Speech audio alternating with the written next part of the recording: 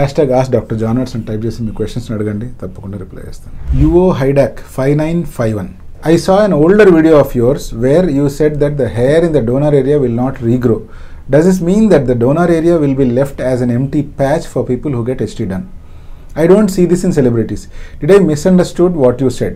ఇక్కడ ఈ అబ్బాయి ఏమడుగుతున్నంటే, నాది పాత వీడియో ఒకటి చూసాడంటే, ఆ వీడియోలో నేను ఏం చెప్పాను అంటే, హెయిర్ ట్రాన్స్ప్లాంటేషన్ చేసినప్పుడు డోనర్ ఏరియా అంటే తల వెనకాల భాగంలోంచి మనం ఏవైతే హెయిర్ తీసుకుంటామో అవి ఫ్రంట్లో ఇంప్లాంట్ చేస్తాం కాబట్టి డోనర్ ఏరియాలో ఫర్దర్గా అక్కడ హెయిర్ మొలవు అని. సో ఇతను ఏమనుకుంటున్నాడు అంటే, అలా గనక నిజమైతే డోనర్ ఏరియాలో ప్యాచ్ లాగా మిగిలిపోవాలి కదా, మరి ఆ ఏరియాలో అందరికీ జుట్టు అలాగే మిగిలి ఉన్నట్టు కనిపిస్తుంది కదా, సెలబ్రిటీస్కి అయినా కానీ నార్మల్ పీపుల్ అయినా కానీ ఎవరైతే హెయిర్ ట్రాన్స్ప్లాంటేషన్ చేయించుకుంటారో తల వెనకాల ప్యాచ్ లాగా ఏం లేకుండా జుట్టు అంతా నార్మల్గానే ఉంటుంది కదా, మరి మీరు చెప్పేది ఏంటి అని. ఇక్కడ మళ్ళీ ఒకసారి అర్థం చేసుకుని ట్రై చేయండి. నేను చెప్పే ఉద్దేశం ఏంటి అంటే, తల వెనకాల భాగంలో సపోజ్ 100 వెంట్రుకలు ఉన్నాయి అనుకుందాం. ఆ 100 వెంట్రుకలు ఒక 25 నుంచి 30% మనం తీసుకొని ఫ్రంట్లో ఇంప్లాంట్ చేసుకోవచ్చు. అంటే ఒక 30 వెంట్రుకలు తీసుకొని నేను ఫ్రంట్ ఏరియాలో ఇంప్లాంట్ చేశాను అనుకుందాం. వెనకాల 70 హెయిర్ మాత్రమే మిగిలి ఉంటాయి. ఎందుకంటే ఆ 30 వెంట్రుకల్ని మనం స్కాల్ప్ ముందు భాగంలో అంటే ఫ్రంట్ ఏరియాలో